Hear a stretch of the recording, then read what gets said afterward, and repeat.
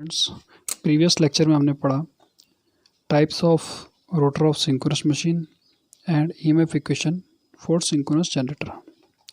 आज हम लेक्चर में देखेंगे कोयल स्पान फैक्टर या फिर पिच फैक्टर और डिस्ट्रीब्यूशन फैक्टर या फिर ब्रेथ फैक्टर। इसको हम केसी से दिखाते हैं, इसको हम केडी से डिनोट करते हैं।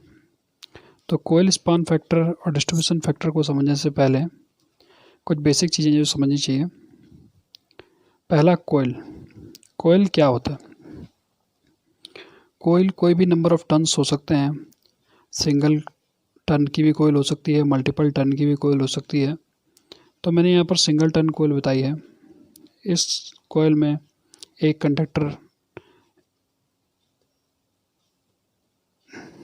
ओ से ए तक एक कंडक्टर है और ए से बी तक दूसरा कंडक्टर है। ओ से ए तक के कंडक्टर को कंडक्टर 1 लिखा है, ए से बी तक के कंडक्टर को कंडक्टर 2 लिखा है। तो यहाँ पर इस कोयल में केवल एक ही टर्न है, तो इसे बोलते हैं सिंगल टर्न कोयल।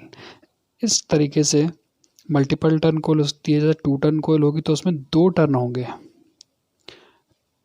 है ना। इसके बाद 3 टर्न कोयल होगी तो उसमें 3 टर्न हो जाएंगे। तो इस कोयल में ये डायग्राम यहाँ पर देखिए, सिंगल टर्न कोयल का ही है। एक कंडक्टर ये है, दूसरा कंडक्टर ये है। इस कोयल की हर एक साइड को हम बोलते हैं कोयल साइड। एक कोयल साइड ये पोर्शन हो गई और दूसरी कोयल साइड ये पोर्शन हो गई। अगर हम नंबर ऑफ कंडक्टर और नंबर ऑफ टर्न्स का फार्मूला देखें तो Z = 2T होता है, यहाँ T = नंबर ऑफ टर्न्स होते हैं। अगर हम एक टर्न की बात करें, सिंगल टर्न की बात करें, तो T = 1 तो Z = 2 हो जाएगा, जैसा इस डायग्राम में भी दिख रहा है। तो ये देखो कोयल। इसके बाद कोयल पिच या फिर कोयल स्पान किसे कहते हैं? कोयल पिच या कोयल स्पान का मतलब है angular distance between 2 sides of coil. Coil की 2 साइड के बीच की एंगुलर डिस्टेंस को हम कोयल स्पान कहते हैं। जैसे कोयल की एक साइड ये हो गई और दूसरी साइड ये हो गई, तो इन दोनों के बीच की जो डिस्टेंस होगी उसे हम एंगुलर डिस्टेंस होगी, उसे हम कोयल स्पान कहते हैं।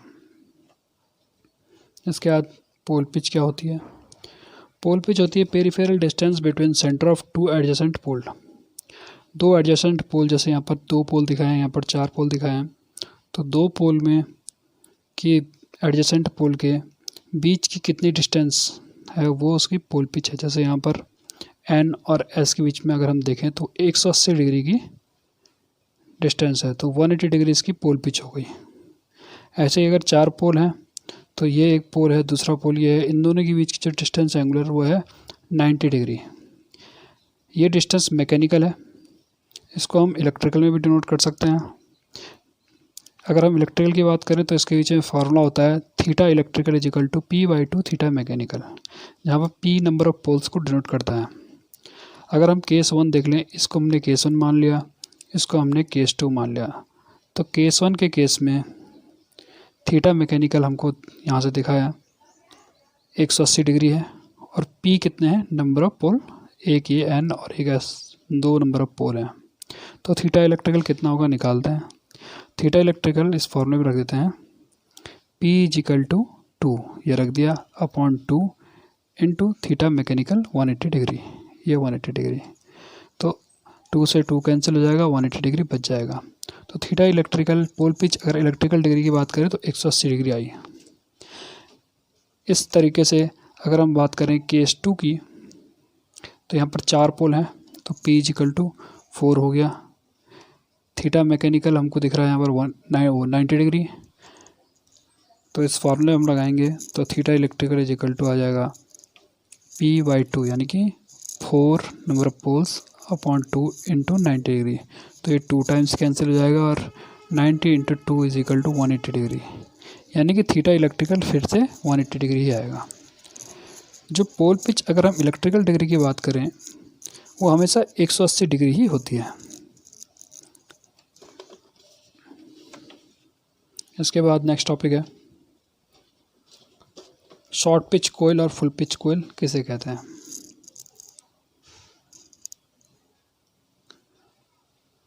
शॉर्ट पिच कोयल, अगर आपके पास कोयल पिच यानी कि कोयल स्पान पोल पिच से छोटा है तो उसे बोलते हैं शॉर्ट पिच कोयल। जैसे यहाँ पर इस डायग्राम में देख सकते हैं, ये एन और एस पोल है तो इसकी पोल पिच ये यहाँ से लेके यहाँ तक हो गई। इसके सेंटर से लेके इसके सेंटर तक के बीच की डिस्टेंस जो है वो इतनी है। और अगर कोयल पिच की बात करें तो कोयल का एक साइड मान लेते हैं इस स्लॉट में है और दूसरी साइड इस स्लॉट में है। तो कोयल की एक साइड इस स्लॉट में है, दूसरा इस स्लॉट में है, तो कोयल के बीच की जो डिस्टेंस है, एंगुलर डिस्टेंस है, इसे कोयल पिच कहते हैं। तो ये कोयल पिच है। तो इस केस में कोयल पिच पोल पिच से छोटी है, यानी कि 180 डिग्री, जो इस केस में मैकेनिकल भी है और इलेक्ट्रिकल तो होती है हमेशा, उससे कोयल पिच छोटी है। तो जब कोयल पिच पोल पिच से छोटी होती है तो उसे बोलते हैं शॉर्ट पिच कोयल। इसको इस डायग्राम से भी समझ सकते हैं। ये जो एन पोल और एस पोल है, इसको मैंने एन यहाँ से दिखा दिया और एस वाले को यहाँ पर दिखा दिया। तो एन के सेंटर से एक लाइन खींची है, एस के सेंटर से एक लाइन खींची है, और ये कोयल का एक साइड था, ये दूसरी साइड था, तो एक साइड एन की साइड था तो ये ड्रॉ कर दिया, और दूसरा यहाँ कहीं स्लॉट में था तो इस तरीके से नोट कर दिया। तो इस केस में कोयल पिच हो गई, ये कोयल साइड ये और कोयल साइड, इन दोनों कोयल साइड के बीच की डिस्टेंस ये हो गई, और पोल पिच ये हो गई। तो कोयल पिच पोल पिच से जैसा कि हम देख रहे हैं छोटी है, तो ये आपके पास शॉर्ट पिच कोयल हो गई। पोल पिच से कोयल पिच कितनी डिग्री छोटी है, इसे हम अल्फ़ा से नोट करते हैं, और अल्फ़ा होता है कॉर्डिंग एंगल। इसके बाद आता है फुल पिच्ड कोयल। तो फुल पिच कोयल में क्या होता है, कोयल पिच पोल पिच के बराबर होती है। तो ये डायग्राम यहाँ पर देखते हैं, ये एन पोल है, ये एस पोल है, ये कोयल का एक साइड है, ये दूसरी साइड है। तो जितनी कोयल पिच है उतनी ही पोल पिच है। तो इस केस में अल्फ़ा हमारे पास 0 हो गया, तो कोयल पिच फुल पिच के बराबर हो गई। इसे कहते हैं फुल पिच्ड कोयल।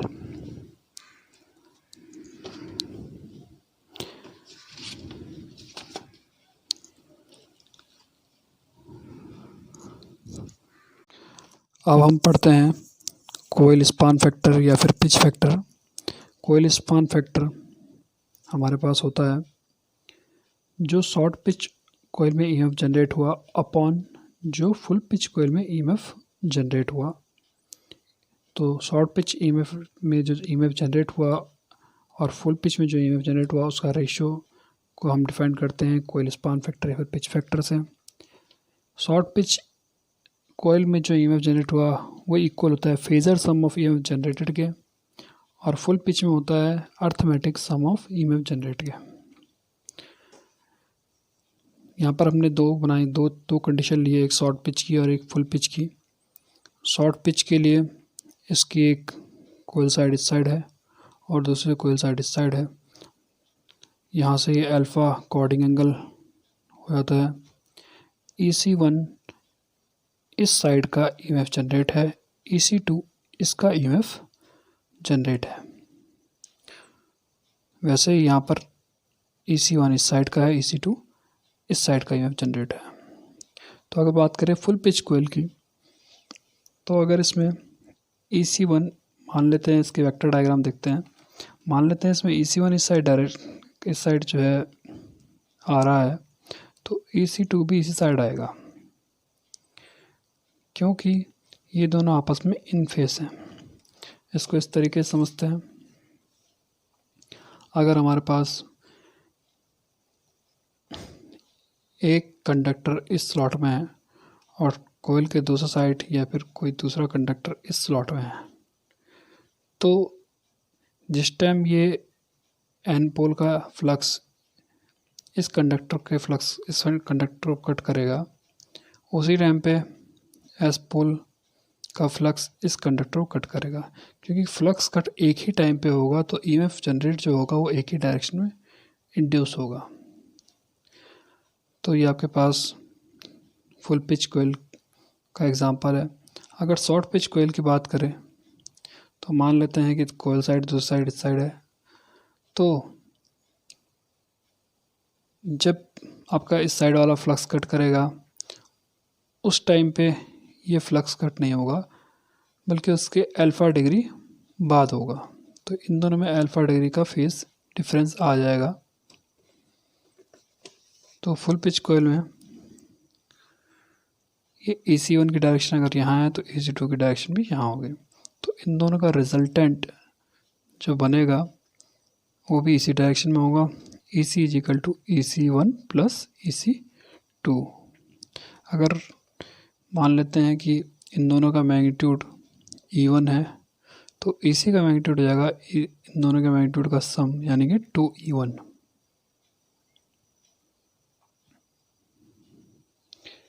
तो आप यहाँ पर देख रहे हैं फुल पिच कोयल में जो EMF जनरेट हुआ वो अर्थमेटिक सम के बराबर है।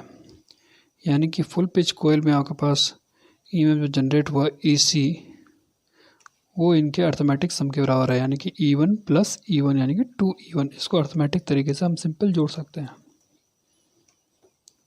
दूसरा है शॉर्ट पिच कोयल। तो शॉर्ट पिच कोयल में मैंने बताया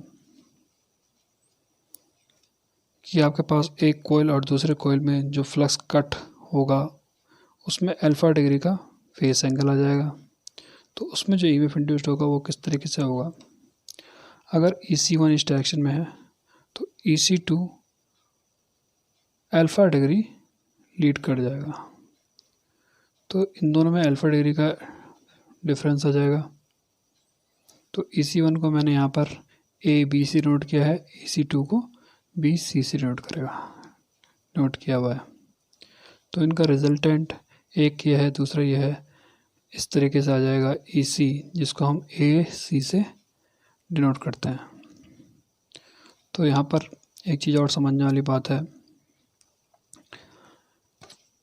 अगर मैं एक लाइन ड्रॉ करूँ यहाँ पर जो इसके परपेंडिकुलर हो, ये अल्फ़ा डिग्री है तो ये 180 माइनस अल्फ़ा होगी। तो आपके पास ये वाला एंगल बच जाएगा 180 माइनस अल्फ़ा बाई 2, क्योंकि दोनों ही ट्रायंगल आइडेंटिकल हैं तो इसलिए जो एंगल होगा वो हाफ हो जाएगा। तो ये आपके पास हो गया 180 माइनस अल्फ़ा बाई 2 यानी कि 90 माइनस अल्फ़ा बाई 2, ये हो गया 90। इसे फ़िलहाल हम मान लेते हैं एक्स एंगल। तो ट्रायंगल में आपको पता है किसी भी एक ट्रायंगल में तीनों एंगल का सम होता है 180 डिग्री। तो लिखते हैं इसको एक्स प्लस ये चीज़ 90 प्लस ये चीज़ 90 minus alpha by 2 equal to 180। तो 90 90 180 जाएगा तो इससे ये कैंसिल हुआ तो एक्स बच जाएगा अल्फ़ा बाई 2, इसलिए ये एंगल होता है अल्फ़ा बाई 2। तो शॉर्ट पिच कोयल में ये डायग्राम मैंने यहाँ पर भी इसका बना दिया है।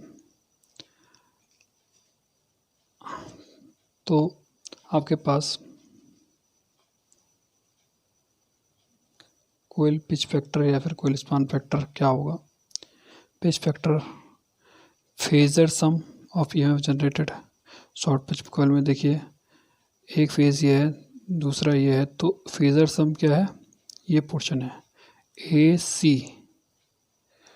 तो फेजर सम शॉर्ट पिच कोयल का जो हो गया वो फेजर सम होता है, और जो आपके पास फुल पिच कोयल का होता है वो होता है अर्थमेटिक सम। यानी कि हम अगर इसकी बात करें तो इसमें डायरेक्ट EC1 और EC2 को हम दोनों को जोड़ के यहाँ पर हमने दिखाया भी था।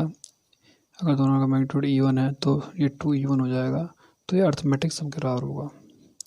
तो KC इज इक्वल टू हो जाएगा फेजर सम यानी कि AC अपॉन अर्थमेटिक सम यानी कि AB प्लस BC।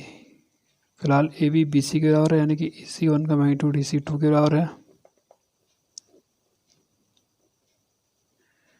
जब मैग्नीट्यूड बराबर है तो मैं इसको 2 टाइम्स ऑफ EC, इसको अगर E1 मान लेते हैं तो 2 टाइम्स ऑफ E1 लिख सकता हूँ, यानी कि 2 टाइम्स ऑफ AB लिख सकता हूँ। इस ट्रायंगल से देखें तो 2 टाइम्स ऑफ AB लिख सकते हैं।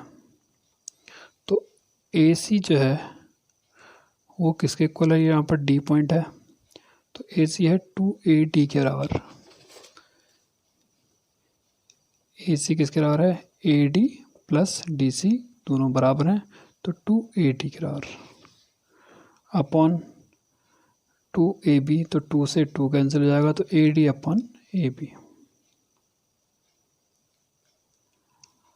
अगर हम इस ट्रायंगल की बात करें तो इस ट्रायंगल में, ट्रायंगल ADB में, यानी कि ट्रायंगल ADB में cos अल्फा बाई 2 निकालें तो cos अल्फा बाई 2 क्या आ जाएगा, ये एंगल है तो इस एंगल से अगर हम देखेंगे तो cos अल्फा बाई 2 हो जाएगा AD बेस अपॉन AB, तो यहाँ से AD इक्वल टू हो जाएगा AB cos alpha by 2, AD cos alpha by 2। तो हम AD की वैल्यू यहाँ से रख देंगे इस पॉइंट पे, तो AB cos alpha by 2, AB से AB कैंसिल, तो आप जाएगा cos अल्फा बाई 2। तो आपके पास जो पिच फैक्टर होगा वो क्या आएगा, cos अल्फा बाई 2। इसका फार्मूला होता है, अगर अल्फ़ा 0 होगा तो KC हो जाएगा 1, यानी कि अल्फ़ा 0 कब होता है, फुल पिच कोयल के केस में, तो KC 1 हो जाएगा। अगर अल्फ़ा की वैल्यू कुछ और है तो KC स्मॉलर देन 1 हो जाएगा, यानी कि शॉर्ट पिच कोयल में ये स्मॉलर देन 1 हो जाएगा। उसके बाद हम पढ़ेंगे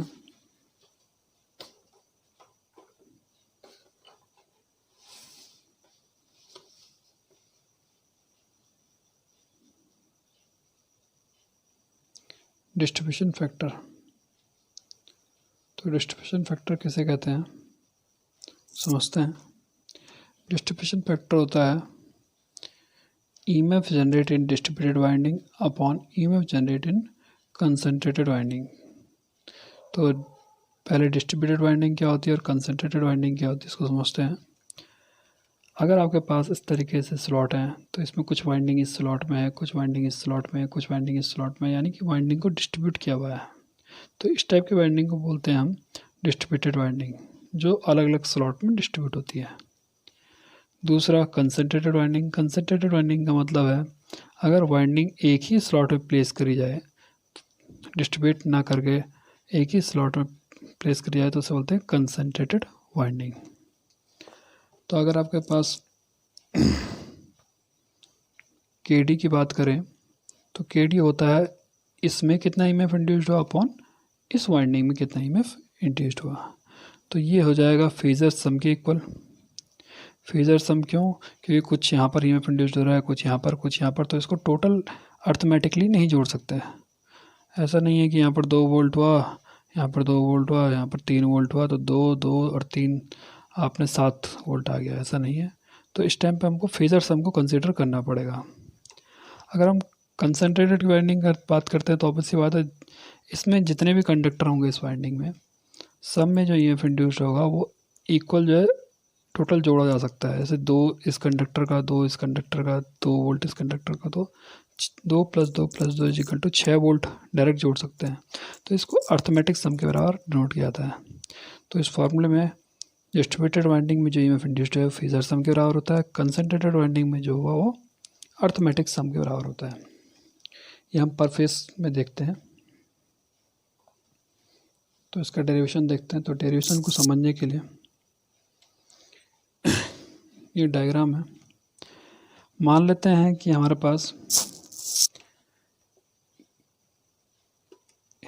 एक स्लॉट में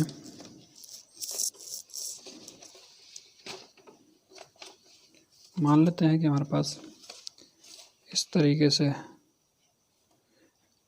कुछ कंडक्टर यहाँ पर है, इसमें एक कंडक्टर यहाँ पर है, इसमें EMF जो इंड्यूस हो रहा है वो है AC1, फिर यहाँ पर है इसमें AC2, फिर यहाँ पर AC3।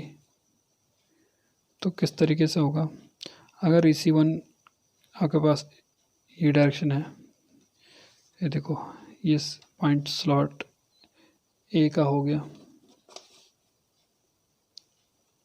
तो A यहाँ पर एक स्लॉट है, B यहाँ पर दूसरा स्लॉट है, C यहाँ पर तीसरा, चौथा और पांचवा स्लॉट है। तो इसमें जो EMF इंड्यूस हो रहा है EC1 वो हो रहा है यहाँ से यहाँ तक, यानी कि AB तक। वैसे इसमें जो हो रहा है वो हो रहा है EC2 यानी कि BC। वैसे इसमें हो जाएगा CD यानी कि EC3 और इसमें जाएगा EC4 यानी कि DF। तो इन सब का resultant EC1, EC2, EC3, EC4 का रिजल्टेंट आता है ये AF। इसको आप EC भी कह सकते हो। तो एक चीज़ तो ये हो गई। दूसरा यहाँ पर M क्या होता है? M होता है नंबर ऑफ स्लॉट पर पोल पर फेस, यानी कि एक फेस में, ये एक फेस की वाइंडिंग मान लेते हैं हम, एक फेस की वाइंडिंग में पर पोल में कितने स्लॉट्स हैं। जैसे यहाँ पर 1 2 3 4 5 स्लॉट हैं, तो ये M होता है। ऐसे 4 भी हो सकते हैं, 10 भी हो सकते हैं, 15 भी हो सकते हैं। तो जितने भी नंबर ऑफ स्लॉट पर पोल हैं, पर फेस हैं, एक फेस में एक पोल के लिए जितने नंबर ऑफ स्लॉट हैं वो M है। और बीटा होता है स्लॉट एंगल। स्लॉट एंगल मतलब दो स्लॉट के बीच में कितना एंगल है। ये एक स्लॉट A है, ये B है, तो इनके बीच का टोटल जो एंगल है वो आपके पास बीटा है। तो अगर M स्लॉट की बात करें तो M स्लॉट का एंगल कितना हो जाएगा? M into beta. तो हमारे पास जो AF है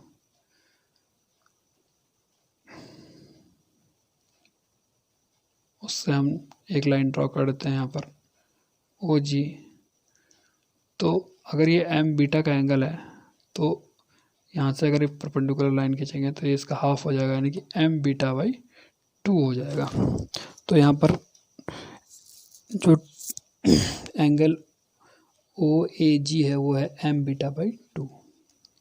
वैसे ही हमारे पास अगर एंगल देखें हम, एंगल AOB यानी कि ये वाला एंगल, ये अगर बीटा है तो आपके पास ये परपेंडिकुलर यहाँ पर एक और ड्रॉ किया है, तो ये अगर एंगल देखें तो इसका आधा हो जाएगा बीटा बाई 2, यानी कि एंगल AOM हो जाएगा बीटा बाई 2 का एंगल।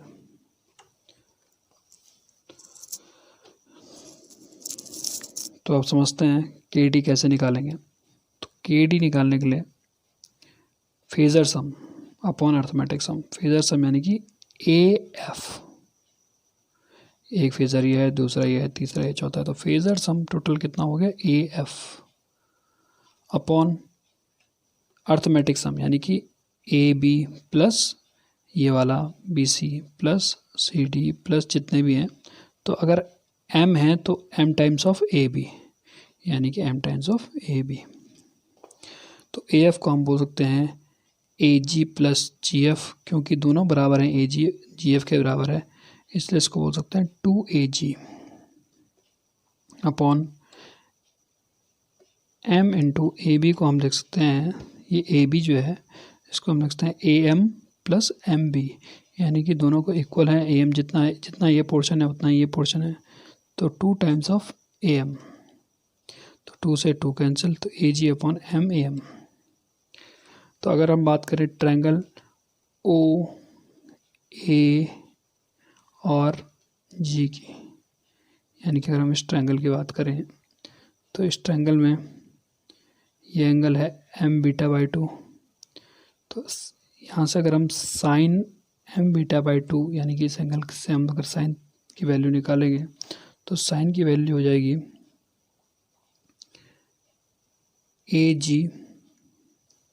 AG यानी कि ये एंगल के सामने वाला परपेंडिकुलर होता है, तो परपेंडिकुलर AG अपॉन OA जो उसका कर्ण है OA वो। तो यहाँ से AG की वैल्यू आ जाएगी OA sine M beta by 2, ये इक्वेशन 1 मान लेते हैं। यहाँ पर ये ट्रायंगल दिखाया हुआ है, ये M बीटा बाई 2 का एंगल है, तो AG sine M beta by 2 अगर हम देखें तो आ जाएगा एंगल के सामने परपेंडिकुलर लंब होता है, तो ए जी अपॉन हाइपोथेनस यानी कि कर्ण ओ ए, तो यहाँ से आ जाएगा A G equal to O A sine M beta by 2। ऐसे ट्रायंगल अगर हम ओ ए एम देखें, ये वाला ट्रायंगल देखें, तो इस ट्रायंगल में साइन बीटा बाई 2 यानी कि ये निकालें तो वैसे ही ए एम अपॉन ओ ए हो जाएगा। तो यहाँ से अगर हम ए एम की वैल्यू निकालें तो आ जाएगा ओ ए साइन बीटा बाई 2। ये इक्वेशन 2 हो गई। तो इस इक्वेशन और इस इक्वेशन से ए जी और एम की वैल्यू पुट करते हैं इस फार्मूले में,